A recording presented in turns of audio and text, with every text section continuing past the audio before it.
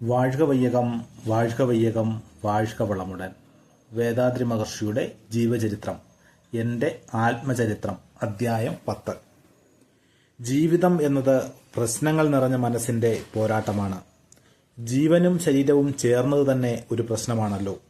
അതിൽ നിന്നും ഉടലെടുക്കുന്ന പ്രശ്നങ്ങൾ എല്ലാ പ്രശ്നങ്ങൾക്കും കാരണമാകും. ശരീരത്തിൽ നിന്നും ജീവൻ വേർപെട്ട് കഴിഞ്ഞാൽ അതോടുകൂടി ആ മനുഷ്യന്റെ ജീവിത പ്രാരാബ്ധങ്ങൾ എല്ലാം തീർന്നു പോകുന്നു. എങ്കിലും സമൂഹമായി ഒത്തുചേർന്ന് ജീവിക്കുന്ന ഓരോ മനുഷ്യന്റെ പ്രശ്നങ്ങൾ മറ്റു ചിലർ പിന്തുടരുന്നു. ആയതിനാൽ ഒരുവന്റെ ജീവിതം തീർന്ന് അവന്റെ പ്രശ്നങ്ങൾ തീർന്നാലും അവനെ പിന്തുടരുന്നവർക്ക് ചില പുതിയ പ്രശ്നങ്ങൾ ഉണ്ടാകുന്നു. പ്രശ്നങ്ങളില്ലാത്ത ജീവിതം ഒരു മനുഷ്യനുണ്ടാകുന്നില്ല. അങ്ങനെ ലഭിച്ചാൽ ഏതെങ്കിലും ഒരു പ്രശ്നങ്ങൾ സൃഷ്ടിച്ചുകൊണ്ട് ദുഃഖിക്കുന്നതുവരെ ഏതൊരു മനുഷ്യനും വെറുതെ ഇരിക്കുകയില്ല. തന്നിലെ അറിഞ്ഞ അന്വേഷകന്മാർക്ക് മാത്രമായിരിക്കും ഇതിനൊരു മറുനില. ഒരു മനുഷ്യന് വിശപ്പ്, താപശീത ഉണർവ്, ശരീരമാലിന്യ വസ്തുക്കളുടെ ഉദ്വേഗം ഇവയാണ് അപ്പോൾ തോന്നിക്കുന്ന പ്രകൃത്യാവഴി വന്ന പ്രശ്നങ്ങൾ. അതിന് പ്രകൃത്യാശക്തി, ജ്ഞാനശക്തി, ശരീരശക്തി എന്ന മൂന്നും ചേർന്നാൽ മുറ പോലെ കാലാകാലങ്ങളിൽ പ്രകൃതി പ്രശ്നങ്ങളെ നീക്കിക്കളയാം.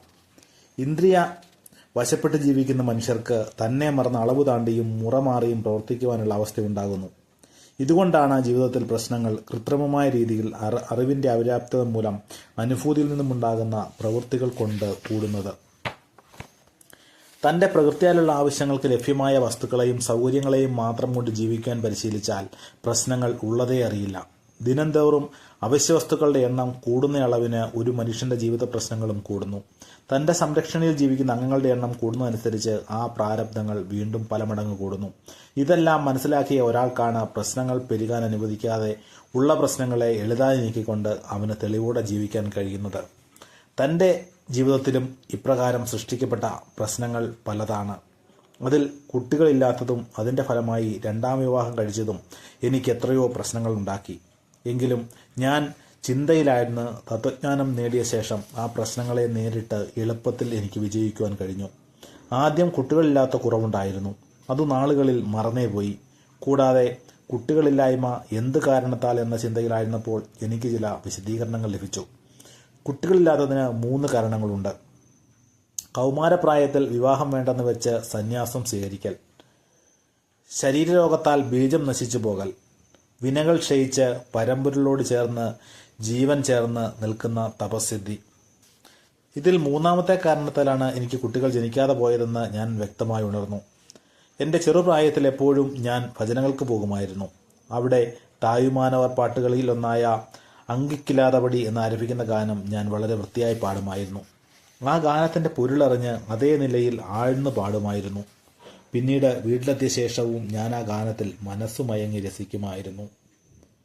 പിറവി പെരുങ്കടൽ നീന്തുവർ നീന്താർ ഉറവനടി സേറാദർ വീണാൽ പട അമൈനൻ നാനിൻ അത്തിരുവൻ ഒഴുനാൾ വഴിയടയ്ക്കും കൽ എന്ന വള്ളുവരൻ്റെ അഭിപ്രായത്തോട് ചേർന്ന് നിൽക്കുന്ന തരത്തിൽ മെയ്പ്പൊരുളോട് ചേർന്ന് ലയമാകും ഭാഗ്യം എനിക്കിടയ്ക്കിടെ ചെറുപ്രായം മുതലേ ലഭിച്ചിരുന്നു. എങ്കിലും ആയത് മനസ്സിലാക്കുവാൻ പല ആണ്ടുകൾ കഴിഞ്ഞുപോയി. പ്രവൃത്തിയിലും വ്യക്തിത്വം കളയാതെ ജീവിതശൈലിയിൽ ഞാൻ തുടർന്നു വന്നു. ഈശ്വരനെ പ്രാപിച്ച് മുക്തി നേടണമെന്നത് ചെറുപ്രായം മുതൽ തുടങ്ങിയ എൻ്റെ ആഗ്രഹമായിരുന്നു. ഈ കാരണത്താൽ പിറവിക്ക് കാരണമായ ബന്ധങ്ങൾ മുറിഞ്ഞുപോയി. കൂടാതെ ബീജം മൂലമാണ് പിറവിയുടെ തുടർച്ച എന്ന അറിവും ലഭിച്ച ശേഷം എനിക്ക് കുട്ടികളില്ല എന്ന കുറവ് തീർത്തുമില്ലാതായി.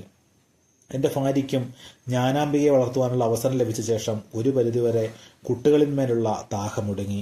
അവരുടെ ആഗ്രഹങ്ങളെയെല്ലാം കുടുംബത്തിൽ ഏക കുട്ടിയായി ജനിച്ച ഭാഗ്യ പെൺജ്ഞാനത്തെ വളർത്തുന്നതിൽ അവർ കേന്ദ്രീകരിച്ചു. അവളെ യഥാസമയം പള്ളിക്കൂടത്തിൽ ചേർത്തു. അവൾക്ക് 10 വയസ്സായപ്പോൾ ഒരു ദിവസം എൻ്റെ സുഹൃത്ത് ബഹുമാനായ ശ്രീ സൊക്കലിംഗം എന്ന അദ്ദേഹത്തോട് ഒരു കഥ പറയുവാൻ ആവശ്യപ്പെട്ടു. അദ്ദേഹം വളരെ സ്നേഹത്തോടെ തിരുവള്ളുവർ കഥയൊന്ന് പറഞ്ഞു കൊടുത്തു. ആ കഥയിൽ മണലിനെ ചോറാക്കി പാചകം ചെയ്ത് വാസുകി, അതുകൊണ്ട് അവളുടെ മഹത്വമറിഞ്ഞ് അവളെ തിരുവള്ളുവർ വിവാഹം കഴിച്ചതെന്ന് എൻ്റെ കഥയോടൊപ്പം പറഞ്ഞു കൊടുത്തു. ബഹുമാനത്തോടുകൂടി കഥ കേട്ടുകൊണ്ടിരുന്ന ജ്ഞാനം ഇവിടെ ശൊക്കലിംഗം അദ്ദേഹത്തെ ഛേദിച്ചുകൊണ്ട്, താങ്കൾ പറയുന്നത് കള്ളക്കഥയാണ്. മണലിനെ എങ്ങനെയാണ് ചോറാക്കാൻ സാധിക്കുന്നത്? അത് സാധ്യമല്ലാത്ത കാര്യമാണ്.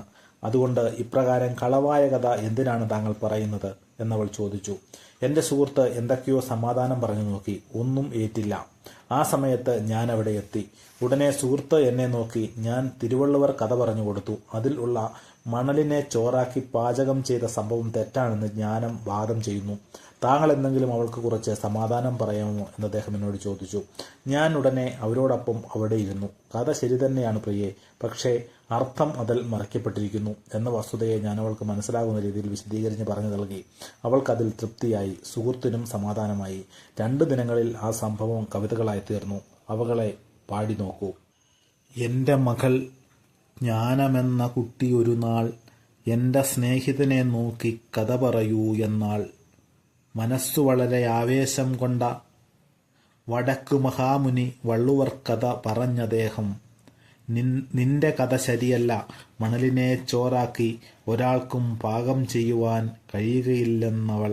ശേഷം എൻ്റെ അഭിപ്രായമെന്തെന്ന് എന്നോട് ചോദിച്ചവൾ. നീതിമാന്റെ ഉത്തരവാദിത്തമേറ്റു ഞാൻ ഇരുവർക്കിടെ. അറിവിൻ്റെ കഴിവാൽ ഉണർന്ന പ്രേമം. ഉത്തമിയാൾ അറിവുള്ളവർ പതിയായി തന്നെ സ്വീകരിക്കുന്നവളെ ഒരുവളെ തിരഞ്ഞെടുക്കുവാൻ വള്ളുവർ പിത്തനെപ്പോൽ മണൽക്കെട്ടുമായി അലഞ്ഞു. മഹാജ്ഞാനത്താൽ വാസുകി ഊഹിച്ചറിഞ്ഞു. മാന്ത്രികമെന്ന് പലർ മുന്നേ മണൽ കൈക്കൊണ്ടാൾ. വീശിയെറിഞ്ഞ മറവിൽ അരിച്ചോറ് ആഗ്രഹം പോൽ ആനന്ദിച്ച് പാകം ചെയ്ത് ചുറ്റുമുള്ളവർക്കെല്ലാം ചിന്താനില അറിയിച്ചു എന്നു ഞാൻ. സുഹൃത്തിൻ്റെ ചിന്ത. ഇങ്ങനെയേ ആ കഥയായിരിക്കുകയുള്ളൂ എന്ന കൊണ്ടതിനെ മാറ്റിയെന്ന് ചോദിച്ചു സ്നേഹിതൻ. ഇണയറ്റ ഉയർന്ന അറിവിൻ്റെ ശക്തി ഉള്ളവർ പോലും പലരും ഇന്ന് എപ്പോഴും ചിന്തകളിൽ ആഴ്ന്നാഴ്ന്ന് ആനന്ദമടയും ശീലമുള്ളവരാണ്. അങ്ങനെ തന്നെ അവരുടെ രീതിക്കനുസരിച്ച് അറിവിന് വിരുന്നു നൽകും സേവനമിതെന്ന് ഞാൻ. മനം കവരുന്ന ആശ്ചര്യപ്പെടുത്തൽ. അണുവിനിടം, പരിണാമം, ഗുരുത്വാകർഷണം, ചലനം അറിഞ്ഞവർ വർദ്ധിച്ച കാലത്തിൽ അണുവണുവായി പര്യവേഷണം നടത്തി നാം. അരിയല്ലാതെ ചോറായി മണൽ മാറുകയില്ല. അണുജ്ഞാനമെന്തെന്ന് അറിയാത്തവർ അറിവിന് ആശ്ചര്യപ്പെടുത്തുവാൻ ആഗ്രഹമുള്ളോർ. അണുതത്വത്തിന് തന്നെ എതിരായ നാളിൽ അനേകം കഥകളെ ഇതുപോൽ പറഞ്ഞു എന്നു ഞാൻ. സുഹൃത്തിൻ്റെ തീരുമാനം. 10 വയസ്സുള്ള കൊച്ചുപെൺ തൊടുത്ത വിവേകപൂർവമായ വാദത്തിനെ കേട്ട് ഞാനിന്ന് ഇത്രയും നാൾ വരെ ഈ കഥയുടെ സാരാംശം എന്തെന്നാരാഞ്ഞില്ല. എത്രയോ കഥകളിൽ വരും ഇതുപോലുള്ള പ്രകൃതിക്ക് യോജിക്കാത്ത സംഭവം വിശ്വസിക്കും. പകർച്ചവ്യാധി തന്നിൽ നിന്ന് തെളിവ് കാണും. ധൈര്യം ഇന്ന് ജനിച്ചു കഴിഞ്ഞു എന്ന് ചൊല്ലി സ്നേഹിതൻ. ഈ കഥയിൽ ഒരു സാരാംശമുണ്ട്. വള്ളുവറിൻ്റെ അറിവിന് ഒത്തവളായും തന്നെ ഇഷ്ടപ്പെട്ട് ഭർത്താവായി സ്വീകരിക്കുന്നവളായുമുള്ള ഒരു പെണ്ണിനെ തിരഞ്ഞെടുക്കുവാൻ അദ്ദേഹം തീരുമാനിച്ചു. മണൽ ഒരു കെട്ടാക്കി നാടുതോറും കറങ്ങി നടന്നു. ഈ മണലിനെ സ്വീകരിച്ച് ഭക്ഷണം പാകം ചെയ്തു തരുന്ന ഒരാളിനെ ഞാൻ അന്വേഷിക്കുന്നു എന്ന് അദ്ദേഹം പറഞ്ഞു നടന്നു. ആരും അതിലുള്ള സാരാംശം മനസ്സിലാക്കിയില്ല. വാസുകി തൻ്റെ അറിവിനാൽ ഇതിൽ മറഞ്ഞിരിക്കുന്ന സാരാംശം മനസ്സിലാക്കി. കൂടാതെ വള്ളുവറിനെ വിവാഹം കഴിക്കാനും തയ്യാറായി. ഞാൻ അങ്ങേക്ക് ചോറുണ്ടാക്കി തരാമെന്ന് പറഞ്ഞ് മുറത്തിൽ വള്ളുവരിൽ നിന്ന് മണലേറ്റു വാങ്ങി. അതിനെ കളഞ്ഞ ശേഷം അരി കൊണ്ട് ചോറുണ്ടാക്കി ഭക്ഷണം നൽകി. തിരുവള്ളുവർക്ക് ഇതുകൊണ്ട് അവൾ തന്നെ ഇഷ്ടപ്പെട്ട് സ്വീകരിച്ചിരിക്കുന്നു എന്ന് മനസ്സിലായി. അതിനായി മുടിച്ച് എന്നത് മനസ്സിലാക്കി. അതിനെ ഏറ്റുവാങ്ങിയത് മൂലം അവളുടെ അറിവിൻ്റെ ആഴം മനസ്സിലാക്കുവാൻ സാധിക്കുന്നതാണ്. ഈ 2 യോഗ്യതകളെയാണ് തിരുവള്ളുവർ പ്രതീക്ഷിച്ചത്. ആ യോഗ്യതയുള്ള ഒരുവളെ തിരഞ്ഞെടുത്ത് വിവാഹം കഴിച്ച് ലൗകിക ജീവിതം അദ്ദേഹം നയിച്ചു. ഇപ്രകാരമായിരിക്കണം ആ കഥയുടെ ഉള്ളടക്കം എന്ന് ഞാൻ വിശദീകരിച്ചു. മാന്ത്രിക വിദ്യ മൂലം ഒരു വസ്തുവിനെ മറ്റൊന്നായി മാറ്റുകയും ഇല്ലാത്ത വസ്തുവിനെ വരുത്തിയും ചിലർ കാണിക്കുന്നത് നാം കണ്ടിട്ടുണ്ട്. ഇപ്രകാരം വാസുകി അമ്മയും ചെയ്തു കാണുമല്ലോ എന്ന് ചിലർ കരുതാം. മാന്ത്രികം എന്നത് ഒരാൾ മറ്റുള്ളവരെ കബളിപ്പിക്കുന്ന, പറ്റിക്കുന്ന ഒരുതരം കലയാണ്. ഇത് അറിവിൽ ശ്രേഷ്ഠരായവരുടേതല്ല, ആധ്യാത്മിക നിലയിലും ശ്രേഷ്ഠരായവരുടേതല്ല. അപ്രകാരം വാസുകി പ്രവർത്തിച്ചിരുന്നുവെങ്കിൽ വള്ളുവർ അവരെ വിവാഹം കഴിച്ചിരിക്കുമായിരുന്നില്ല. എന്തുകൊണ്ടെന്നാൽ അദ്ദേഹം അറിവിൽ പ്രാവീണ്യമുള്ളയാളായിരുന്നു, അറിവുള്ളയാളായിരുന്നു. ഇപ്രകാരം മലർന്ന എൻ്റെ വ്യാഖ്യാനം കേട്ട് 2 പേരും ശാന്തരായി. ഈ കവിതകളും പിന്നീട് അച്ചടിച്ച് പ്രസിദ്ധീകരിച്ചു. പലരും വായിച്ച് ആഹ്ലാദമടഞ്ഞു. ഞാൻ എൻ്റെ ജീവിതമെല്ലാം എൻ്റെ ചിന്തകളിൽ ആഴ്ന്നിരുന്നു. ചിന്തകളിൽ നിന്നും ലഭിച്ച തെളിവ് പ്രാവർത്തികമാക്കുന്നതിലും ഞാൻ വളരെ താല്പര്യം പ്രകടിപ്പിച്ചിരുന്നു. എങ്കിലും മനുഷ്യസഹജമായ മയക്കങ്ങളും അപ്പപ്പോൾ വന്നുകൊണ്ടിരുന്നു. എപ്പോഴെങ്കിലും ഒരു പഴക്കദോഷത്താൽ തെറ്റായ ഫലമുണ്ടാവുകയും ചെയ്യും. ഞാൻ ചെയ്ത 2 ക്രൂരതകൾ. എൻ്റെ ജീവിതത്തിൽ എനിക്ക് മറക്കാൻ സാധിക്കാത്ത 2 ക്രൂരപ്രവൃത്തികൾ ഞാൻ ചെയ്തു. അവ മാനസികാവസ്ഥയിൽ കോപത്താൽ ഉണ്ടായതാണ്. ഞാൻ തിണ്ണപ്പള്ളിക്കൂടത്തിൽ അധ്യാപകനായി ഒരു വർഷം ജോലി നോക്കിയിരുന്നു. അപ്പോൾ എനിക്ക് വയസ്സ് 22. ഒരു കുട്ടി വന്ന് അവന് 8 വയസ്സ് കാണും. അവനൊരു മടിയനായിരുന്നു. അവൻ പാഠങ്ങൾ ശരിയായി പഠിച്ചിരുന്നില്ല എന്ന കാരണത്താൽ ചൂരൽ കൊണ്ട് എൻ്റെ കൈപോയ പോക്കിൽ മേലും കീഴും മാറി മാറി ഞാൻ അവനെ ശരിക്കും പെരുമാറി. ആ കുട്ടി തോരാതെ കരഞ്ഞ കാഴ്ച എൻ്റെ മനസ്സിനെ വല്ലാതെ കുരുക്കിക്കളഞ്ഞു. സാർ സാർ, വേദനിക്കുന്നു സാർ, സഹിക്കാൻ പറ്റുന്നില്ല സാർ എന്ന് അവൻ കെഞ്ചി കരഞ്ഞപേക്ഷിച്ചത് കണ്ട് എൻ്റെ മനസ്സ് പെട്ടെന്നുണർന്നു. ഉടനെ ഞാൻ അവനെ ചേർത്ത് പിടിച്ചു. മറ്റുള്ള കുട്ടികളെല്ലാം ഞങ്ങളെ തന്നെ നോക്കി നിന്നു. എൻ്റെ കണ്ണുകൾ കണ്ണീരാൽ നിറഞ്ഞു. ചൂരൽ ഞാൻ വലിച്ചെറിഞ്ഞു. ഇനി മുതൽ നന്നായി പഠിക്കൂ കുട്ടി, ഞാൻ അടിക്കുകയില്ല, ഞാൻ നന്നായി പഠിപ്പിച്ചു തരാമെന്ന് പറഞ്ഞ് തുടർന്ന് ക്ലാസ് എടുത്തു. ഇടതു കൈയാൽ അവനെ ചേർത്ത് പിടിച്ച് അവൻ്റെ കയ്യിൽ പിടിച്ചിരുന്ന പുസ്തകത്തിൽ എൻ്റെ വലത് കൈവിരൽ അക്ഷരങ്ങളെ ചൂണ്ടിക്കാണിച്ച് ഞാൻ പാഠം നടത്തി. എൻ്റെ കണ്ണുകളിൽ നിന്നും ധാരധാരയായി നീർ വഴിഞ്ഞു. എൻ്റെ ശബ്ദമടഞ്ഞു. എന്നെ കൊണ്ട് അവിടെ നിൽക്കുവാൻ സാധിച്ചിരുന്നില്ല. പ്രധാന അധ്യാപകനോട് പറഞ്ഞിട്ട് അല്പനേരത്തെ തന്നെ ഞാൻ അന്ന് വീട്ടിലേക്ക് മടങ്ങി. അന്ന് മുഴുവനും എൻ്റെ മനസ്സ് സ്വസ്ഥമായിരുന്നില്ല. ആ പാവം കുട്ടി, എൻ്റെ കൈച്ചൂരൽ, അല്പം പോലും കരുണയില്ലാതെ ഞാൻ അവന് നൽകിയ പ്രഹരം, ആ കുട്ടിക്ക് ഞാൻ അന്ന് ചെയ്ത ക്രൂരത വീണ്ടും വീണ്ടും എൻ്റെ മനസ്സിനെ വല്ലാതെ വിഷമിപ്പിച്ചു. അന്ന് രാത്രി എനിക്ക് ഉറക്കം വന്നില്ല. കണ്ണുകളിൽ നിന്നും നീർ ധാരധാരയായി ഒഴുകിക്കൊണ്ടേയിരുന്നു. അന്നു മുതൽ കുട്ടികളെ ഞാൻ അടിക്കാറേ ഇല്ലാതായി. അതുമാത്രമല്ല, ഏത് കുട്ടികളെ കണ്ടാലും സ്നേഹത്തോടെ ഞാൻ അവരെ സമീപിക്കുവാൻ തുടങ്ങി. ഇത് ഒരു ക്രൂരത, ഞാൻ എന്നെ മറന്ന് എൻ്റെ കോപത്താൽ ചെയ്തു പോയത്. എനിക്ക് വയസ്സ് 37. അപ്പോൾ ഞാനൊരു കൊടും ക്രൂരത ചെയ്തു. എൻ്റെ ഇളയ ഭാര്യ ലക്ഷ്മി ഞാൻ കുളിച്ചുകൊണ്ടിരുന്ന സ്ഥലത്തേക്ക് എന്നെ കുളിപ്പിക്കുവാനായി വന്നു. കർക്കിടക മാസം, നല്ല തണുപ്പാണ്. തണുത്ത വെള്ളത്തിൽ കുളിച്ചിരുന്ന ഞാൻ ആദ്യം അല്പം വെള്ളമെടുത്ത് ശരീരമാസകലം പുരട്ടി ത്വക്കിനൽപ്പം ഉണർവ് മാറ്റം വരുത്തിയതിനു ശേഷമാണ് കപ്പിൽ വെള്ളമെടുത്ത് ശരീരത്തിലും തലയിലും ഒഴിച്ചിരുന്നത്. അതുപോലെ അല്പമല്പം വെള്ളമെടുത്ത് ശരീരത്തിൽ തേച്ചുകൊണ്ടിരിക്കുകയായിരുന്നു. ആ സമയം ലക്ഷ്മി കയ്യിൽ നിന്നും ഒരു ബക്കറ്റ് എടുത്ത് അതിൽ നിറയെ വെള്ളമെടുത്ത്, എന്തുകൊണ്ടാണ് ഇങ്ങനെ ഭയപ്പെടുന്നത്? ഒരു ബക്കറ്റ് വെള്ളമെടുത്ത് ഒറ്റ പ്രാവശ്യം തലയിലൊഴിച്ചാൽ തണുപ്പ് മാറുകയില്ലേ എന്നവൾ പറഞ്ഞുകൊണ്ട് എൻ്റെ തലയിലൊഴിച്ചു. എനിക്ക് സഹിക്കാൻ പറ്റാത്ത ദേഷ്യം വന്നു. തണുപ്പ് എങ്ങനെയുണ്ടെന്ന് നീ നോക്ക് എന്ന് പറഞ്ഞ് ഞാനൊരു ബക്കറ്റ് വെള്ളമെടുത്ത് അവളുടെ തലയിലും തിരിച്ചൊഴിച്ചു. അവൾ ഒന്നും മിണ്ടിയതേയില്ല. അവൾ അങ്ങനെ തന്നെ ശില പോലെ നിന്നു. തലയിലൂടെ ഒഴുകിയ വെള്ളം അവൾ വടിച്ചു കളഞ്ഞു. പക്ഷേ കണ്ണുനീർ നദിയായി ഒഴുകി.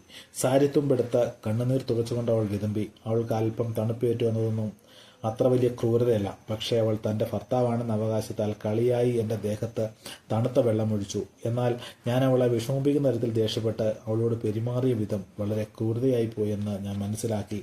ഉടനെ തന്നെ ഞാൻ അവൾക്ക് സമാധാനം ബോധിപ്പിച്ചു. എങ്കിലും എനിക്ക് മാത്രം ഒരു സമാധാനവും ലഭിച്ചില്ല. ഇപ്രകാരം ദേഷ്യം വരാതെ ഞാൻ തുടർന്ന് ശ്രമിച്ചു. അതിന് ഞാൻ പല വഴികളും പിന്തുടർന്നു. അതിൻ്റെ തുടർച്ചയായി തോന്നിയ ചിന്താധാരയിൽ 6 ഗുണ ക്ഷീരമയ്പ് എന്ന വലിയ ഒരു ലോകനന്മ ഫലം കണ്ടെത്താൻ കഴിഞ്ഞു. ആത്മവിശകലനം എന്നൊരു മാനസികാഭ്യാസ കലയും ഉടലെടുത്തു. തെറ്റ് ചെയ്യുക എന്നത് എല്ലാവർക്കും സംഭവ്യമാണ്.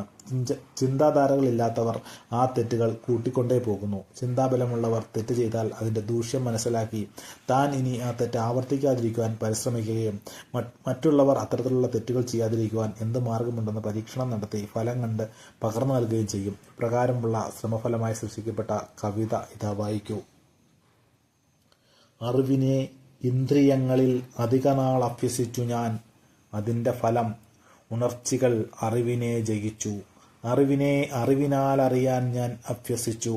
ആ അവസ്ഥയിലും ഇന്ദ്രിയങ്ങളെ ഞാൻ പ്രവർത്തിപ്പിച്ചു. അറിവ് അഖണ്ഡാകാരത്തിൽ നിലനിൽക്കുവാനായി അധികം ശ്രദ്ധയും പഴക്കവും നേടിയതാണ്.